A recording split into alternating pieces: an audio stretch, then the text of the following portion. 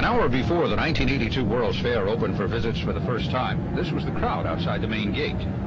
Not exactly the expected throngs that had prompted the fair promoters to publicly campaign 2 weeks before for Knoxvillians to stay home and watch their own fair's opening day activities on television. That community relations blunder was labeled a kick in the groin in a Knoxville Journal editorial, as it recalled how 100,000 local people had responded 6 months earlier to purchase expensive season passes to help the fair's cash flow problem. Cash flow conjures up all sorts of images, doesn't it? And lots of people are pushing to make certain that cash from this first ever World's Fair in the Southeast falls their way. Think of it as a cloud moving slowly across the state, raining money, and all you have to do is go out with your bucket and stand in it. That's one view. Pam Vidito has another of what the fair means to her. Like scores of other Knoxvillians who live near the fair site, she was forced out of her apartment. Well, after all, when one's landlord hikes the rent from $185 per month to $595 a week, what's there left to say? The places aren't worth that kind of money. Everybody money hungry, I guess. In spite of the 4 new motels, 3 of them right downtown near the fair, there simply weren't enough facilities to accommodate the expected 11 million people predicted to visit the fair during its 184 days. Even last weekend, welcome stations were still under construction, and so were the scores of prefabricated motels being erected wherever space could be found or made available. These mobile homes are being stacked onto a sloping hill alongside Interstate 40, some 30 minutes from the fair site. Check the restaurant location there on the hill. Right now, lodging can be found inside Knoxville, and it really isn't a problem. It is highly inflated, though. Rooms renting a year ago for $35 a night are double or more now. The crush is expected when school is out. In many cases, life savings have been poured into various brands of entrepreneurship, and the people are hoping that it'll pay off for them. After all, the mayor has told them it will. Every business in this community is going to reap benefits because of the people that are coming here. Whether it's a service station, a restaurant, a motel, whatever it is, it's going to improve the economic climate of Knoxville. Entrepreneurship isn't infecting only Knoxvillians. The epidemic, as it has been called, seems to have spread to all points on this map. We've had a lot of entrepreneurial activity here in Asheville. Get ready for it.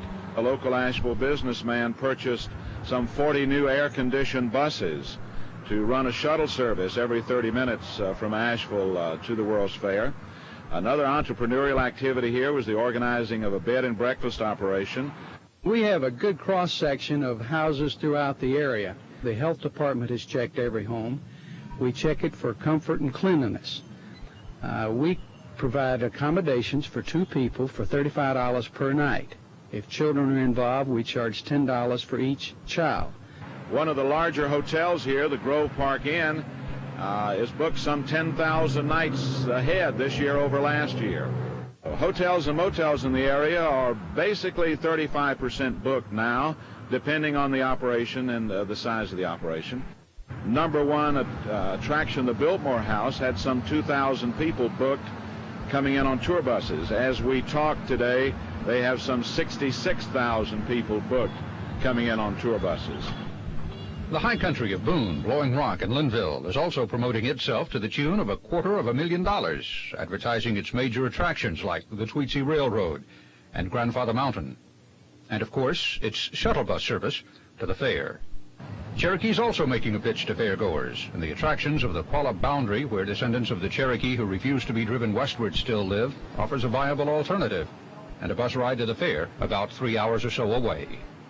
Located across the top of the Smokies on the Tennessee side is Gatlinburg, no longer a sleepy summer village, but a bustling year-round resort where a considerable number of the fairgoers are expected to stay. Nashville to the west and Chattanooga to the south, as well as southeastern Kentucky, West Virginia, and southwest Virginia, also hope to partake in the financial fallout from the fair. You see, the facts are these. The fair is only a 2, maybe a 3-day show. A Great Smoky Mountains National Park is already the nation's most visited park, regularly drawing 6 to 8 million tourists a year. With the fair as a one-time attraction acting as a magnet, it is conceivable that 11 million people could come through its turnstiles between now and the end of October when it closes. After all, 52 million people live within 400 miles of Knoxville, and they may have a week's vacation, maybe even longer, to spend in the area.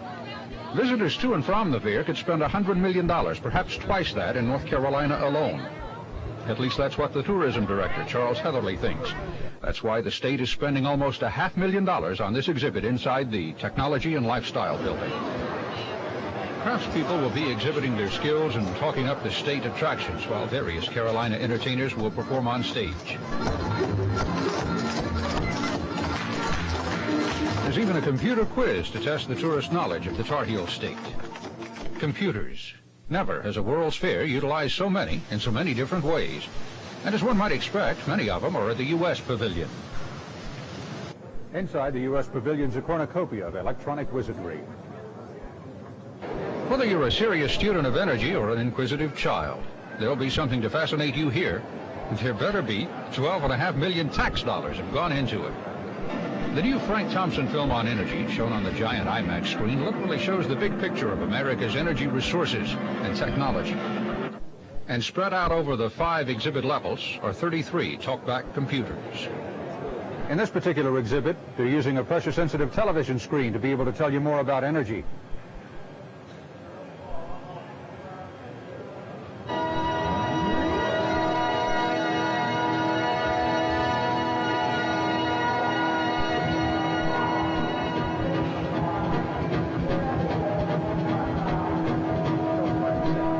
On the ground level, you can examine pertinent tools and artifacts from various forms of energy production.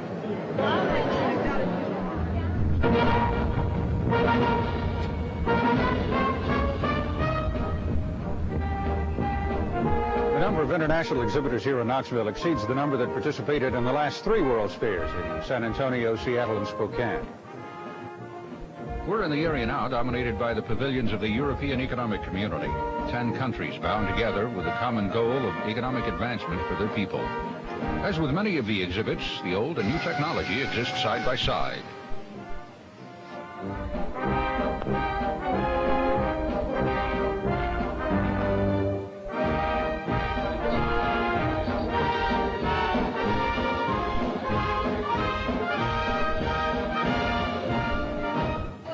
Outside the Italian pavilion, this aerodynamically designed automobile has been proving to be quite a popular photo spot. Just across the way is Mexico, newest member of the energy giants with its tremendous reserves of oil and gas. A dynamic audiovisual display welcomes you. Through an excellent display of past and present, Mexico reminds us that energy consumption affects the world's people as a whole, and no longer is energy a national issue or related to just a few countries. Stone gods watch you as you make your way toward the pavilion's highlight, the remarkable Aztec calendar, carved in stone by the energies of ancient artists.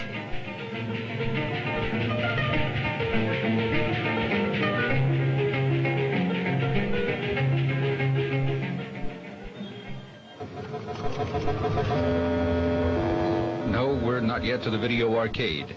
This is one of the attractions in the Gas Energy Pavilion.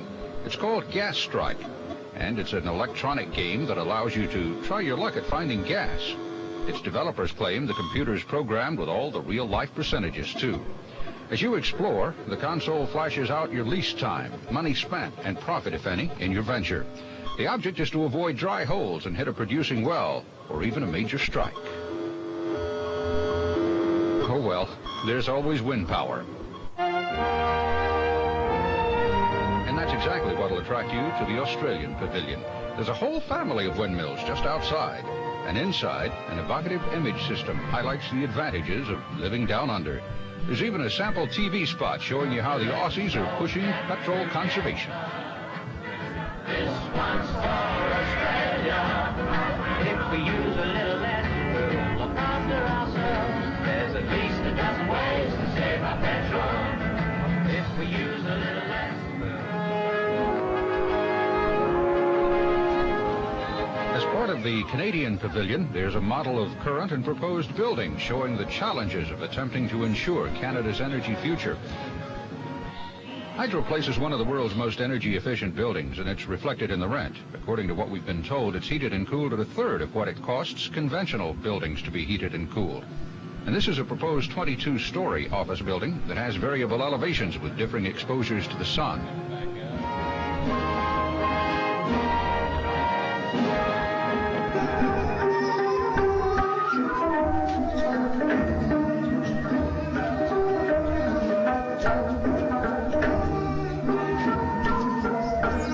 last 20 years or so, Korea's achieved remarkable progress, and without losing its heritage. That's what their exhibition is all about. From the folk dances in the small theater to a contemporary Korean living room, the Koreans have blended the past and present, showing off several of the nation's significant artifacts, and at the same time, some of the more recent accomplishments.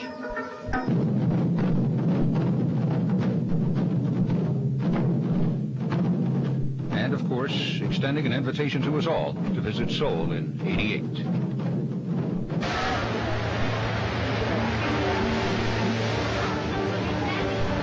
While you're waiting to go inside the theater inside the Japanese pavilion, you may want to take a look at some of these informative exhibits on how the Japanese, existing on an island of finite resources, cope.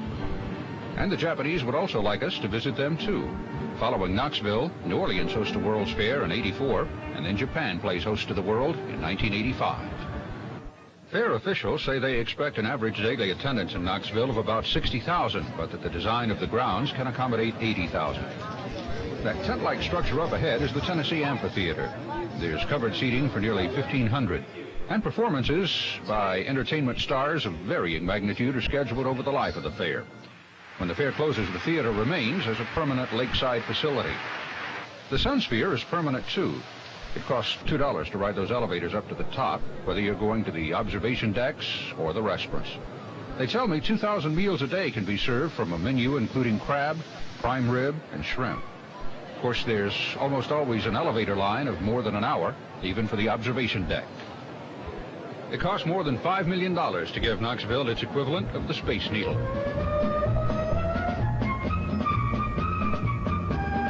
This is another attraction that most fairs, carnivals, and parks have felt compelled to give us, ever since Mr. Ferris gave us the first one at the Chicago World's Fair.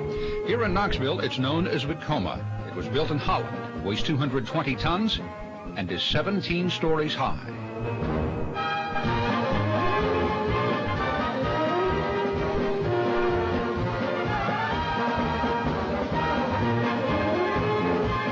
It takes $1.20 worth of coupons to ride Vekoma. That's 3 coupons, and you can buy them in books of 25 for $10. Most of the rides are in the 2 or 3 coupon price range. In the arcade section, you can spend anywhere from 50 cents to $1 for your favorite game. The World's Fair arcade and ride section is really quite small because these thrills are available year-round in most theme parks. But they certainly do brighten up the kiddies and even some of us adults who find the frivolity refreshing after so much mind-boggling technology on energy. Oh, now there's a way to relax at midpoint of the fair.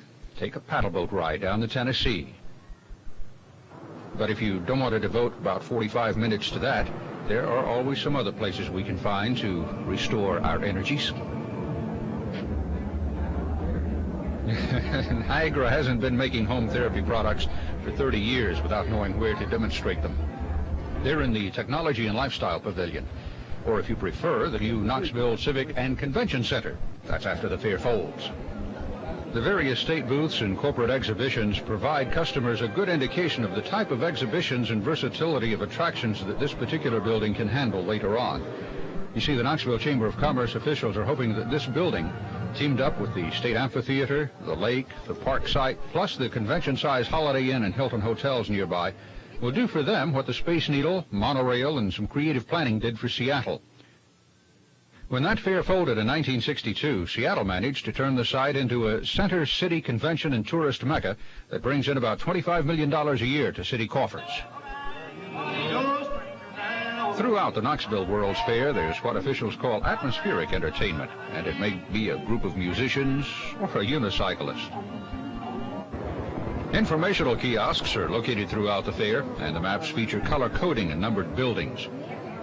Or you can rely on a map inside the official $5 1982 World's Fair guidebook. If all else fails, ask a guide. They're here and there, all around the fair. Inside the pavilion of the Royal Kingdom of Saudi Arabia is an intricately carved, animated replica of the Grand Mosque at Mecca. It symbolizes the centrality of Islam in Saudi life and historical experience. That black cube-shaped building around which the mosque is built is the Kaaba, or House of God. And on the pavilion wall is the exquisitely woven door covering from that building, which is replaced annually.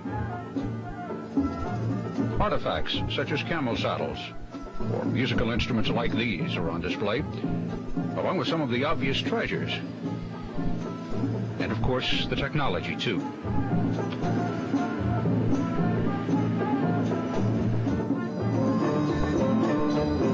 Egypt has brought to this country a $30 million collection of artifacts. They don't have the glitter, excitement, and mystique of the King Tut exhibit, which toured the country back in 1977. But the exhibition is probably much more culturally meaningful because it covers a wider period of time. It covers the three principal Egyptian civilizations, beginning back in the time of Ramses II and the other pharaohs, moving right on through the Coptic period, that time when Mary and Joseph spent some time in Egypt, and then on into the Islamic era. That Bible there is from the Coptic period, about the 5th century, and it's of silver, glass, and wood. What does it say, Gwen?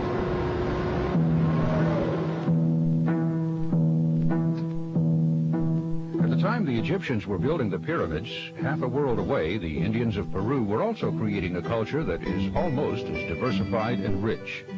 And it is the intent of the Peruvians to bring forth this point in their exhibition. Gold, but not as a precious metal, more as a soft and pliable metal from which jewelry and ornaments could be made, was the mainstay of early Incas. They even painted it. It is this ancient artistic energy that comes through vividly as one lingers in the Peruvian Pavilion.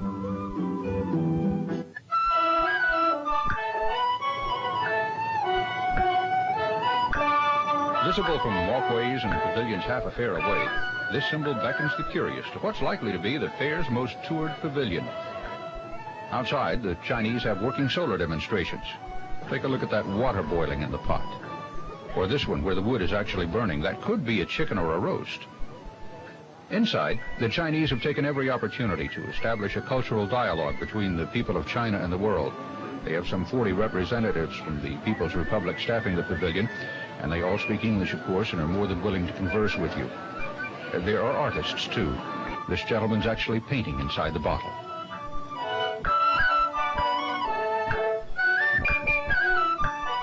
This bottle is absolutely amazing. Take a look at it closely. There are 108 figures in that bottle. They're all characters from the Chinese novel Outlaws of the March. As you continue on through the Chinese pavilion, you'll notice that artifacts of ancient splendor rest right alongside the wealth of exotic contemporary wear. No doubt about it, the energy and genius of the Chinese people is well represented here. Well, there they are, folks, the bricks from the Great Wall of China.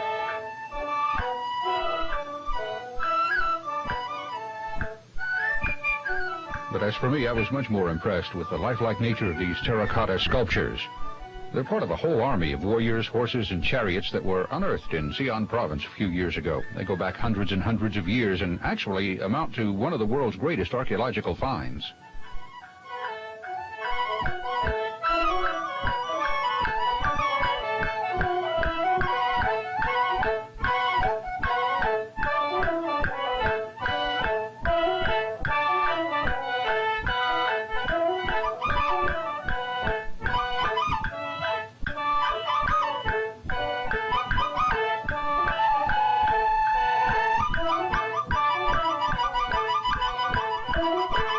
The China Pavilion alone is worth the admission price to the World's Fair.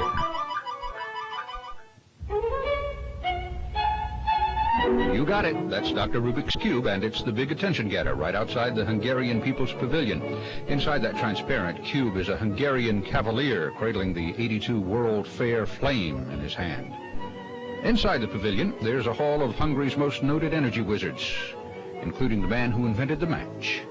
On the upper level, there's even more. You'll find a fine restaurant, too. As a matter of fact, many of the pavilions feature these fine restaurants inside, offering their ethnic cuisine and a sample of some of the country's fine wines. World's Fair folk have done everything they can to ensure that your tongue can throw a party in your mouth. In addition to the pavilion restaurants, there are more than 30 sidewalk concessions, and they offer everything from fruit cups to Texas tamales, from Belgian waffles to barbecue. And there are also restaurants beneath this old patio in the restored candy factory. More restaurants in the old L&N Railroad terminal. That long had been an eyesore to Knoxvillians, and the Railroad Hotel across the street was another one. But those buildings, among some of the others here, have now been restored, and they're housing restaurants. This is the 125-year-old Straw House, an authentic German beer garden. There's even a barge restaurant anchored along the banks of the Tennessee River so that you can watch people go up and down the river as you dine in style. Regardless of your regional or international cravings, fair concessionaires will indulge you, and at prices comparable to most other theme parks. All those concessions are expected to generate about 14 million tons of garbage during the next 6 months. That's about 6 tons of trash every hour. Of course, food isn't the only concession. I mean, what's a World's Fair without souvenirs and junk? Pardon me if my junk is your treasure, but regardless of what you call it, it's selling, and selling big. Fair officials are calculating that every visitor is going to spend at least $3.75 on World's Fair trinkets. The fair's licensed some 78 companies to make these specific products, and they hope to bring in about $18 million wholesale return. The U.S. Pavilion gift shop also offers fair souvenirs, like this limited edition plate, one of 525 numbered plates that are being offered to memorabilia collectors at $25. Personally, though, I kind of like this Norwegian gnome, but I just couldn't figure out how to hide $1,500 in my expense account.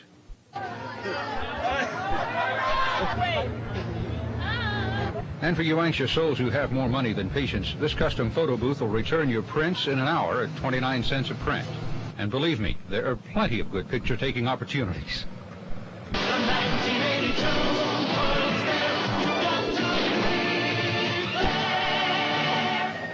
The World's Fair is an experience. To some, though, it's been an unfavorable one. A story of evictions, of losing parking places near one's job, a story of price gouging and greed. There's more at the 1982 World's Fair about energy than most people care to learn. Most of the exhibitors did stick to the theme, Energy Turns the World. But to some people, it's been a turnoff, especially when they've had to wait in long lines for not only the exhibits, but for thirst quenchers and food. Because many of the exhibits rely on the television screen or slide projectors to tell their stories, the displays are not being well received by some people. Unlike past World's Fairs, there is no amazing new device, technique, or invention. In places, the fair actually resembles a giant trade show. In others, a fine museum. The World's Fair experience is not an inexpensive one. Just because you quoted a price of $60 to $80 for a motel room, don't assume it to be luxurious. Check it out ahead of time, because many of the motels will not give refunds if you're dissatisfied. As far as getting into the fair, your ticket, parking, food, rides, and souvenirs will cost you about $35 to $40 for a one-day visit. A family of four could easily go through more than $100 a day, plus lodging. There's never been anything like it before in the Southeast. And whether you choose to put a favorable or unfavorable connotation on that remark is going to depend to a great extent on your own personal experiences at the World's Fair, should you choose to go.